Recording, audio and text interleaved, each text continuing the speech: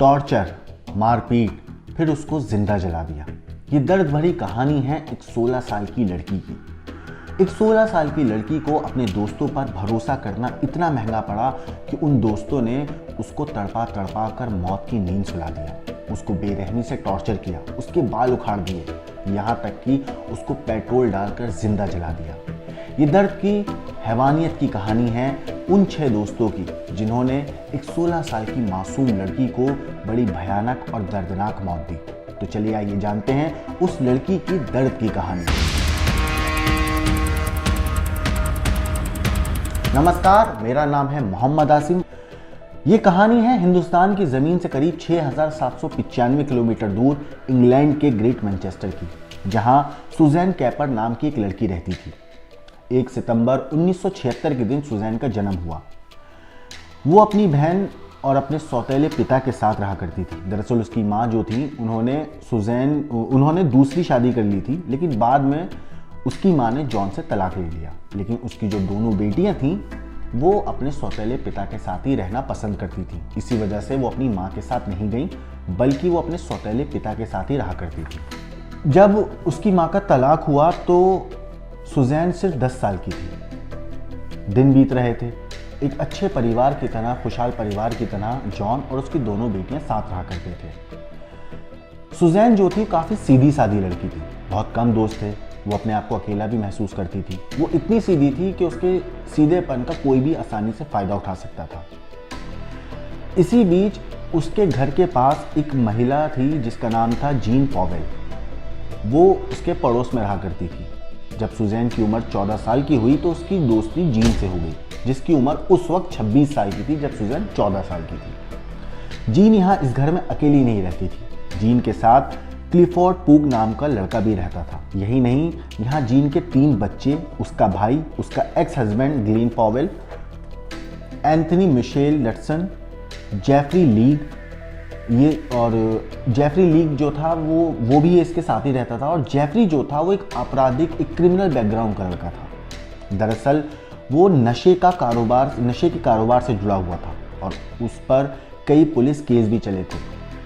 उसने यहाँ भी अक्सर ड्रग्स लेकर वो अपने घर पर आता था और सभी लोग साथ में ड्रग्स का सेवन भी करते थे। जब सुजैन के पिता को पता चला कि उनकी बेटी जीन के घर काफ़ी वक्त बिता रही है, कभी कभी वो उनके घर पर रात में रुक भी जाया करती है, तो उन्हें ज़्यादा दिक्कत नहीं हुई, क्योंकि उनको पता था सुजैन के जो फादर थे जॉन, उन्हें पता था कि मेरी बेटी के ज़्यादा दोस्त नहीं है, वो अकेला महसूस करती है, तो अगर वो जीन के घर जाकर खुश रहती है तो इससे अच्छा क्या है, वो थोड़ा अलग रहती है, थोड़ा और लोगों से मिलती है, तो खुश रहती है, तो उनको कोई दिक्कत नहीं हुई। उन्हें लगा कि चलो सुजैन को आखिर कोई तो दोस्त मिला। सुजैन उनके साथ रहकर काफ़ी खुश भी दिखती थी, लेकिन उन्हें ये नहीं पता था कि इस घर में क्या क्या होता है। सुजैन को इन लोगों के साथ इतना पसंद था कि वो उनके बिना रह नहीं पाती थी, लेकिन वो ये नहीं जानती थी कि ये लोग असल में काम क्या करते हैं। दरअसल ये सभी लोग चोरी की चीज़ें लाकर उन्हें सस्ते दामों में बेचा करते थे, मगर सुजैन को इस बारे में उन्होंने कभी बताया नहीं था। जल्द ही वो घर इतना बदनाम हो गया था कि सभी लोगों को पता चल गया था कि यहाँ पे चोरों का गिरोह रहता है, गैंग रहती है। जब पिता ने सुजैन को समझाना चाहा कि बेटा उस घर में ज़्यादा मत जाया करो, वो लोग ठीक नहीं है, तो सुजैन ने उनकी बात को इग्नोर कर दिया और उन लोगों के साथ रहना जारी रखा। सुजैन उनके लिए इस कदर पागल हो चुकी थी कि वो अपनी पॉकेट मनी के पैसे भी उन पर उड़ाया करती थी। उसे नहीं पता था कि उसके भोलेपन का जो महिला थी जीन, वो किस कदर फ़ायदा उठाने वाली है। जीन उससे घर का सभी काम करवाती थी और एक वक्त ऐसा भी आया जब जीन ने बाकी घरों में सुजैन से काम करवाया और जो पैसे मिलते थे वो भी जीन रख लिया करती थी। मतलब सोचिए किस हद तक जो जीन थी वो सुजैन के दिमाग पर सवार हो चुकी थी। लेकिन अभी भी सुजैन को उसमें एक अच्छा दोस्त दिखता था। वो उसे जीन को अपना अच्छा दोस्त मानती थी। जीन के इशारे पर वो सारे काम किया करती थी। लेकिन तभी उनके घर में एक और महिला रहने को आती है। यहाँ पे एंट्री होती है एक और महिला की, जिसका नाम था बर्नडेट मैकनीली, जिसकी उम्र 24 साल थी। वो पहले जीन के पड़ोस में ही रहती थी। उसका पति के साथ तलाक हो चुका था, उसके भी 3 बच्चे थे और एक बॉयफ्रेंड था जिसकी उम्र महज 17 साल थी। बर्नेट का जीवन जीन के घर में आना जाना काफ़ी शुरू हुआ। तभी से यहाँ ज़्यादा दिक्कतें भी होने लगी। दरअसल बर्नेट की आदत थी कि वो चाहती थी कि हर कोई ना उसकी बात माने। वो थोड़ा एक ऐसा दिखाती थी कि मैं हूँ तो मेरे आसपास जितने लोग हैं वो सब मेरी बात मानेंगे, मैं जो बोलूँगी वो सही है, मैं जो बोलूँगी वो गलत है। फिर वक्त आया नवंबर 1992 का। सुजैन ने सोचा कि क्यों ना कुछ दिन वो अपने परिवार के साथ बिताए, तो वो सीधा अपनी माँ के घर गई। लेकिन उसकी माँ ने सुजैन को रखने से मना कर दिया। तो फिर वो सुजैन जो थी वो अपने पिता के पास गई। तकरीबन आधा पौन घंटा वो अपने पिता के पास रुकी, मगर पिता ने उसको वहाँ पे जब रही ना, वो काफ़ी देर, आधा पौन घंटा रही, तो वो उसका बोर होने लगी, उसका दिल नहीं लगा। फिर शाम वो वापस बोर होने के बाद वो फिर वापस जीन के घर आ गई। फिर एक दिन शाम में जब ये सभी लोग घूम रहे थे तो उन्हें एक सड़क पे एक शेख चलता हुआ दिखाई दिया। शेख घूम रहा था, कोई मतलब कोई अरब कंट्री का कोई इंसान था, शेख था, तो वो कोई घूम रहा था। तो सुजैन ने मजाक में जीन से कहा कि क्यों ना तुम इस शेख से दोस्ती कर लो और इसे भी घर ले आओ। जीन को सुजैन की इस बात पर इतना गुस्सा आया, वो ये बात सुनकर इतनी भड़की कि उसे सुजैन से नफरत होने लगी थी। अब इसकी सज़ा देने के लिए उसने सुजैन को घर के बाथरूम के अंदर पूरे 4 दिन के लिए बंद कर दिया। 4 दिन बाद भी उसका गुस्सा जब शांत नहीं हुआ तो जीन ने घर के बाकी सब लोगों के साथ मिलकर सुजैन को जमकर पीटा। सुजैन ने यह सब भी बर्दाश्त कर लिया। फिर दिन आया 3 दिसंबर 1992 का। सुजैन ने सोचा कि अब वो यहाँ नहीं रहेगी और वो अपने पिता के घर वापस आ गई। लेकिन सुजैन की जाने के बाद जीन और उसके साथ रह रहे सभी लोगों को यह एहसास हुआ कि यार फ्री की एक नौकरानी थी हमारी, वो चली गई, काम कौन करेगा। तो इन सब लोगों ने मिलकर प्लान बनाया कि क्यों ना हम सुजैन से माफ़ी मांगे और उसे वापस अपने घर ले आए। 3 दिसंबर को ये सब हुआ। जब 3 दिसंबर को सुजैन अपने पिता के घर वापस आई थी और तकरीबन 4 दिन के बाद 7 दिसंबर को 1992 में ही ये सब लोग सुजैन के घर पहुंचे। उन्होंने सुजैन से माफ़ी मांगी और कहा कि हम दोबारा ऐसा नहीं करेंगे और हमसे गलती हो गई, हमें माफ़ कर दो।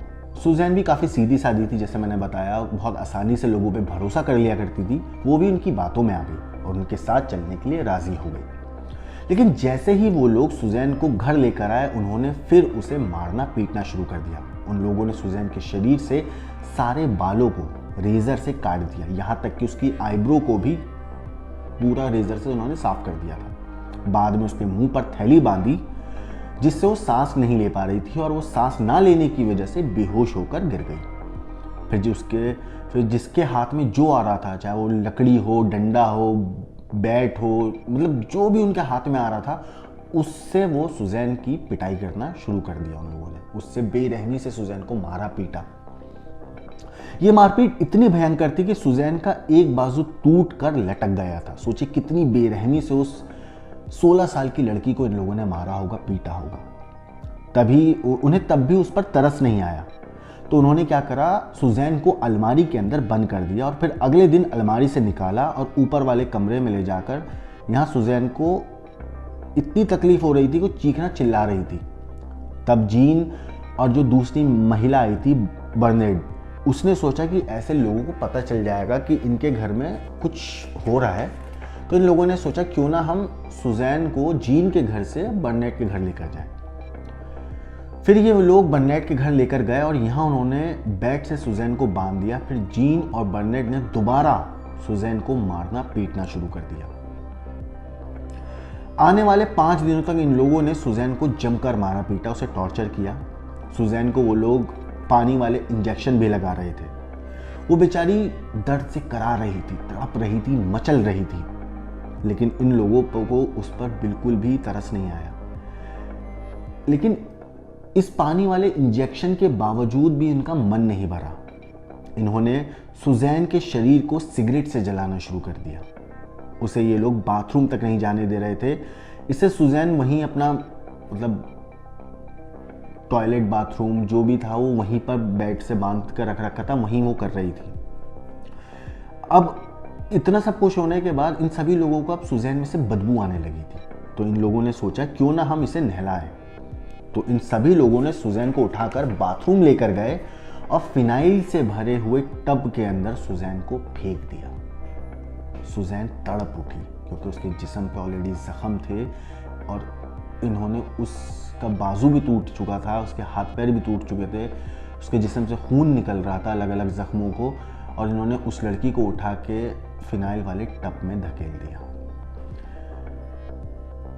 लेकिन ये सब चीज़ें जब हो रही थी तो बर्नेट के घर के पास एक इंसान रहता था जिसका नाम था डेविड। डेविड को कुछ एहसास हुआ कि कुछ बर्नेट के घर में कुछ गड़बड़ी हो रही है। तो जब डेविड बर्नेट के घर गया तो उसने जो देखा वो देखकर उसके पैरों तले ज़मीन खिसक गई थी। जिस हिसाब से सुजैन को टॉर्चर कर रहे थे ये लोग, वो देखकर खौफ में आ गया। सुजैन डेविड के आगे हाथ जोड़कर भीख मांग रही थी कि उसे बचा ले, लेकिन उस शख्स ने भी सुजैन की कोई मदद नहीं करी। वो ये कहकर चला गया कि अगर मैं तुम्हारी मदद करूंगा तो ये लोग मेरा भी यही हशर करेंगे, इसलिए मैं तुम्हारी मदद नहीं कर सकता। ये कहकर डेविड वहां से चला जाता है। अब सुजैन को लग रहा था शायद ये लोग उसे अब तो बख्श देंगे इतना सब कुछ होने के बाद, लेकिन जीन और उसके साथियों ने पहले से प्लानिंग कर रखी थी कि हम सुजैन को जिंदा नहीं छोड़ेंगे, क्योंकि इतना सब कुछ होने के बाद अगर वो छोड़ देते तो उन्हें डर था कि अगर हम छोड़ देंगे तो ये पुलिस में जाएगी और हम पकड़े जाएंगे। बहरहाल उन्होंने सबसे पहले सुजैन के ये सब चीज़ें होने के बाद उन्होंने सुजैन के जो दांत थे वो एक एक करके उसके मुंह से दांत खींच कर निकाले, ताकि जब उसे मार दें तो कोई उसकी पहचान ना कर सके। ये सब करने के बाद फिर तारीख आई 14 दिसंबर 1992 की। 14 दिसंबर 1992 के दिन ये लोग सुजैन को लेकर बाहर निकले और करीब 34 किलोमीटर दूर जाकर उन्होंने गाड़ी रोकी, सुजैन को बाहर निकाला और उस पर पेट्रोल डालकर उसे जिंदा जला दिया। फिर वो लोग वहाँ से चले गए। उन्हें लगा कि शायद सुजैन अब मर गई है, लेकिन यहाँ वो लोग गलत थे, क्योंकि सुजैन ने हिम्मत नहीं हारी थी। वो भागी और करीब 800 मीटर तक भागी ताकि उसे कोई मदद मिल सके। तभी उसे एक गाड़ी दिखाई दी, वो उसके जिस्म पे आग लगी हुई थी, लेकिन वो 800 मीटर तक भागी। उसे एक गाड़ी दिखाई दी, उसने गाड़ी को इशारा दिया, गाड़ी रुकी। उसके अंदर गाड़ी में एक कपल बैठे हुए थे, हस्बैंड वाइफ। उन्होंने जैसे ही सुजैन को देखा कि उसके जिस्म पे आग लगी हुई है, सबसे पहले उन्होंने उसके जिस्म से आग बुझाई और उसको अस्पताल लेकर पहुंचे। अस्पताल लेकर गए तो सबसे पहले सुजैन ने क्या काम किया, उसने पुलिस को अपना बयान दर्ज करवाया। उसने पुलिस को बताया कि कैसे इन सभी लोगों ने उसके साथ टॉर्चर किया, उसको बेरहमी से मारने की कोशिश करी, उसके साथ जो कुछ हुआ उसने तफसील से पुलिस को एक एक बात बताई। पुलिस को जो सुजैन ने एड्रेस दिया तो वहाँ जब पुलिस पहुंची तो वो जीन का घर था। जो सुजैन ने एड्रेस बताया था जीन का एड्रेस था, और जब पुलिस उस एड्रेस पे पहुंची तो पता चला वो जीन का घर है। पुलिस ने वहाँ से सभी लोगों को गिरफ्तार किया। पुलिस ने जब सख्ती से पूछताछ की तो एंथनी जो था वो टूट गया। उन 6 में से जो एक शख्स था वो टूट गया। उसने अपना गुनाह कबूल कर लिया, उसने पूरी बात पुलिस को बता दी। मगर सुजैन जब तक कोमा में जा चुकी थी, क्योंकि उसका जिस्म 85% जल चुका था। शरीर के लगभग सारे अंगों ने काम करना बंद कर दिया था, और 18 दिसंबर 1992 के दिन इस चीज़ के मतलब जब उसको जलाया गया उससे 4 दिन के बाद उसकी मौत हो गई, उसने दम तोड़ दिया। उधर जिन 6 लोगों को पुलिस ने गिरफ्तार किया था उनके खिलाफ पुलिस ने सबूत भी कोर्ट में पेश किया। कोर्ट में जब ये सभी आरोपी पहुंचे तो इन्होंने गेम प्लान बनाया। इन्होंने क्या किया कि जितने भी आरोप थे वो एक दूसरे पर लगाने लगे कि मैंने नहीं, इसने किया था। बर्नेट बोली कि जीन ने किया था, जीन ने बोला एंथनी ने किया था, एंथनी ने बोला पूक ने किया था। ये एक दूसरे पर इल्ज़ाम लगाने लगे। इन सारी चीज़ों के बाद जब ये लगातार इल्ज़ाम बना रहे थे तो अदालत में भी एक तरीके की कन्फ्यूजन हो जाती, लेकिन कंटिन्यू सब चीज़ें चल रही थी। इंडिपेंडेंट की एक रिपोर्ट के मुताबिक कोर्ट ने महज 9 घंटे के अंदर सभी आरोपियों को दोषी करार देते हुए सज़ा सुनाई थी, जिसमें फिलफर्ड को 15 साल जेल की सज़ा हुई, जेफरी को 12 साल जेल की सज़ा हुई, एंथनी को 18 साल की जेल की सज़ा हुई, जबकि ग्लेन, बर्नार्ड और जीन को उम्र कैद की सज़ा सुनाई गई, वो भी गैर जमानती सज़ा। मतलब उम्र कैद, वो ताउम्र जेल में रहेंगे और उन्हें जमानत नहीं मिलेगी।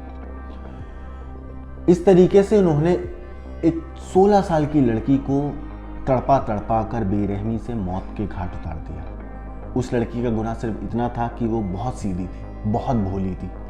उसने आसानी से लोगों पर यकीन कर लिया, उन्हें दोस्त समझा, लेकिन वो दोस्त इंसान ही नहीं थे, वो हैवान थे। क्योंकि जिस तरीके से इन्होंने सुजैन को मौत दी, वो देखकर किसी की भी रूह कांप जाए। वो तस्वीर इतनी भयानक है, हम आपको नहीं दिखा सकते जो सुजैन की थी, लेकिन आप यकीन मानिए वो तस्वीर देखकर ही रोंगटे खड़े हो जाते हैं। इतनी बेरहमी से उसको मौत दी इन लोगों ने। इस कहानी के ऊपर आपका क्या कहना है, आपका क्या सोचना है, हमें कमेंट करके ज़रूर बताएं।